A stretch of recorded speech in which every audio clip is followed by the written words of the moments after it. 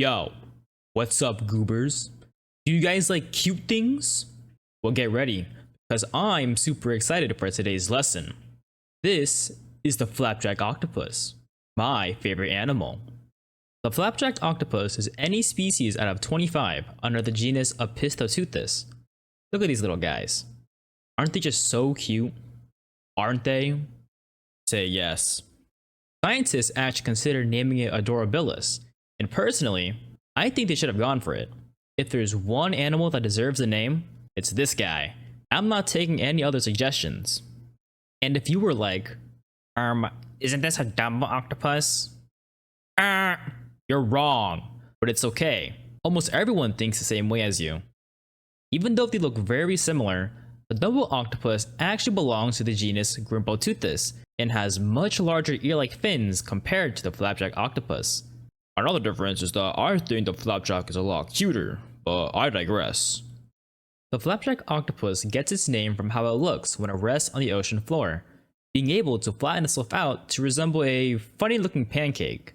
It's able to do this because of how it lacks a rigid structure in its body, letting it easily change shape and go into pancake mode. Do you know who can't do this? Yeah, the dumbo octopus can't. You're still cool, it's just that the flapjack is just you, but better. Another general name for the flapjack is the umbrella octopus, due to the webbing between their tentacles, making it look like an umbrella when it spreads its arms wide out and floats down to the ocean floor. This does group them with the dumbo octopus, since they're also considered umbrella octopuses. So, it's easier to just call them flapjack and dumbo octopuses separately. The flapjack octopus is also pretty small and gelatinous, growing up to around 20 centimeters or 8 inches long. They also range from being red to yellow in color. You might think being any of these warm colors would make them easily stand out as prey to predators, but these color wavelengths don't really reach the bottom of the sea, so any of their colors would just look dark. And despite not being able to camouflage into their environment, they can just hide in plain sight. All they have to do is flatten themselves on the ground to blend in.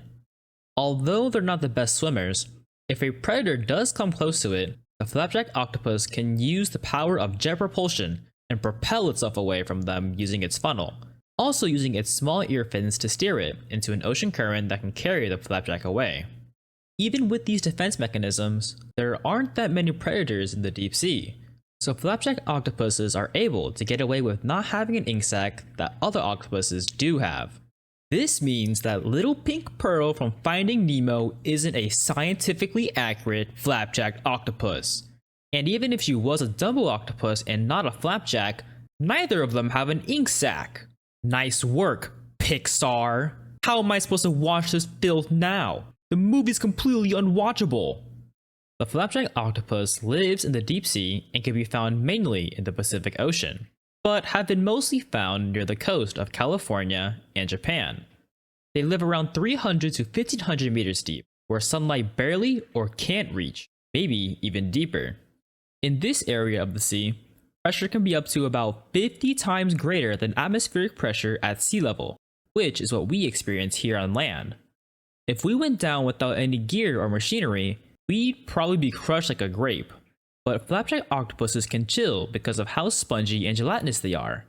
Look at them stare at our mangled bodies. Aww, how cute.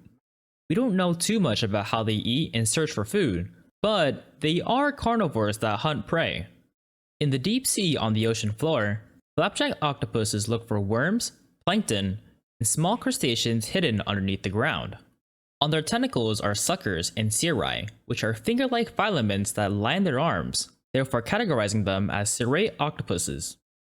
They use these to find their prey, probing the floor or using their tentacles to kind of flail around, shaking up sediment and revealing small potential foods in the mud. When they spot their live prey, they'll trap them with their tentacles and use their suckers to pull the prey towards their mouths. As for reproduction, I couldn't find information that was collectively agreed upon by multiple sources. Some sources say that the male flapjack octopus performs mating rituals to attract females, but then others say there aren't any rituals. A couple of the sources also say that after the female lays eggs, it doesn't bother protecting them and leaves, but others say that the female does protect them. And then some of them say that after hatching, the flapjack babies stay around the mother for a bit until old enough to survive on their own. Yet another says that after hatching, they're already completely formed and can survive on their own. It's all conflicting information. I don't get it. So at this point, I'm just gonna say I don't know.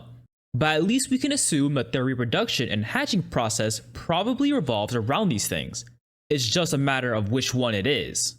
The only thing my sources agreed on was that during the actual mating process, the male inserts a tectocotylus into the female, which is a modified arm used to transfer sperm to the female. I don't even know if this is true or not anymore, but right now, I sure hope so. That way we at least know one confirmed fact about the flapjack's reproduction. Because we don't see them often, we don't have an estimated population count for them, so who knows how many we've got out there. There could be a place full of just flapjacks. Oh, what a heaven that would be. I'm just kidding though, but shut up, let a man dream.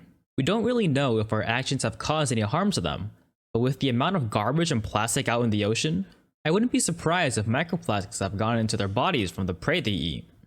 But I guess technically we kinda have heard a select few of them, because at the Monterey Bay Aquarium Research Institute, scientists got a hold of some of the octopuses.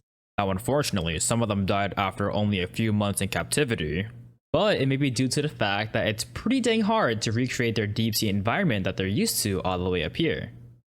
But anyway, that's about it for today's lesson on this little guy. I'll see you next time.